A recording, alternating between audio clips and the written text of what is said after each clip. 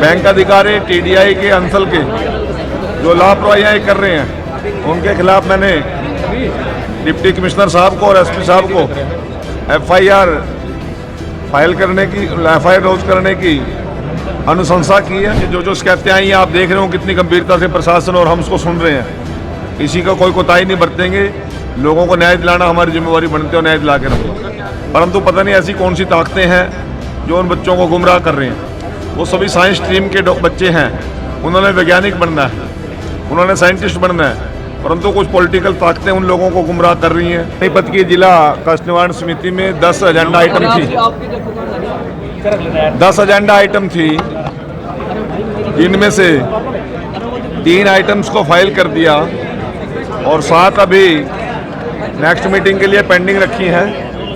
और बैंक अधिकारी टीडीआई के अंचल के जो लापरवाहियाँ कर रहे हैं उनके खिलाफ मैंने डिप्टी कमिश्नर साहब को और एसपी साहब को एफआईआर फाइल करने की एफआईआर रोज करने की अनुशंसा की है।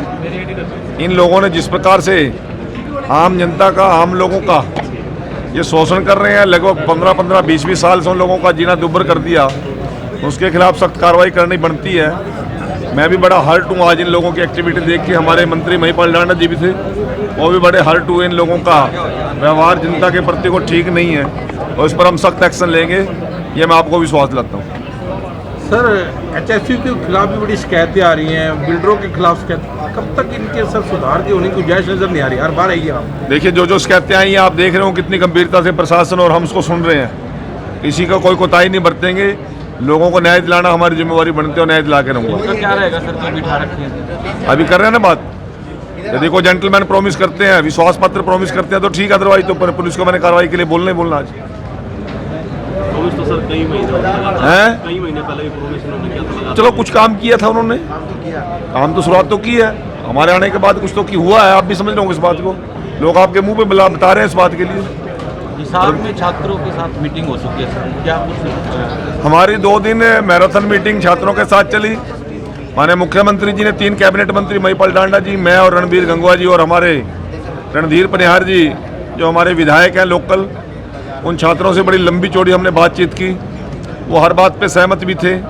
जो बातें उन्होंने मांग रखी थी, सारी मांगों पर हमने सहमति जता दी। परंतु पता नहीं ऐसी कौन सी ताकतें हैं जो उन बच्चों को गुमराह कर रहे हैं। वो सभी साइंस स्ट्रीम के बच्चे हैं, उन्होंने वैज्ञानिक बनना है, उन्होंने साइंटिस्ट बनना है, परंतु कुछ पॉलिटिकल ताकतें उन लोगों को गुमराह कर रही हैं।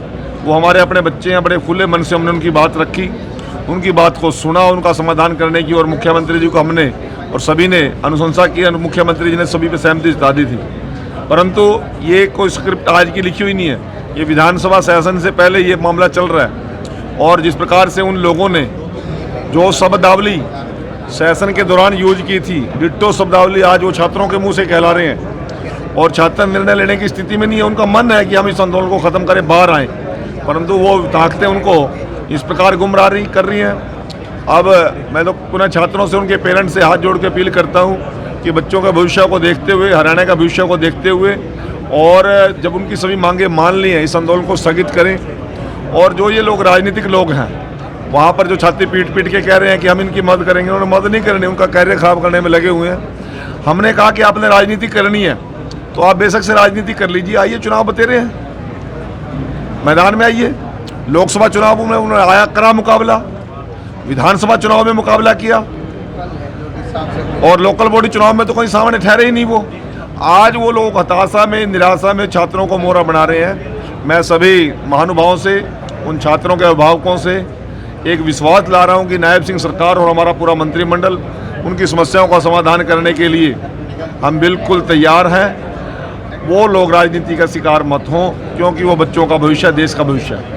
सर, अभय चौटाला ने कहा कि एक दिन का मुख्यमंत्री बना तो पूरे प्रदेश से बदमाशों का सफाया हो जाएगा। चलो देखेंगे।